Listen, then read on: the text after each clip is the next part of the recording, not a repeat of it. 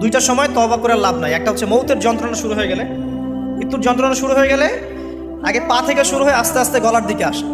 হাদিসে যেমনটা এসেছে, সূরা ওয়াকিয়ার মধ্যেও আছে যে পায়ের দিক থেকে যন্ত্রণা শুরু হয়ে আস্তে আস্তে আস্তে আস্তে এই গলার দিকে আসে, এবং আত্মাটা গলার এখানে যখন চলে আসে, এখান থেকে মালাকুল মউত আত্মাটাকে নিয়ে চলে যায়, এবং চোখ দিয়ে তাকিয়ে থাকে মানুষ। রুহটা চলে গেলে মানুষ চোখ দিয়ে তাকিয়ে থাকে, দেখবেন এই কারণে মৃত ব্যক্তি তাকিয়ে থাকে, চোখ খোলা থাকে। এবং তখন আসমান থেকে সিঁড়ি নামিয়ে দেওয়া হয়, ওই সিঁড়িতে করে আত্মা চলে যাচ্ছে, ও তাকিয়ে দেখে যে আত্মা চলে যাচ্ছে। এবং মানুষ মারা যাওয়ার পরে চোখ জীবিত থাকে অনেকক্ষণ। মেডিকেল সায়েন্স যারা পড়েছে তাদেরকে জিজ্ঞাসা করবে, মানুষ ডেড হয়ে গেলেও চোখ দেখবেন আরও কয়েক ঘন্টা, হয়তো আরও নির্দিষ্ট একটা সময় পর্যন্ত চোখটা কিন্তু জীবিত থাকে।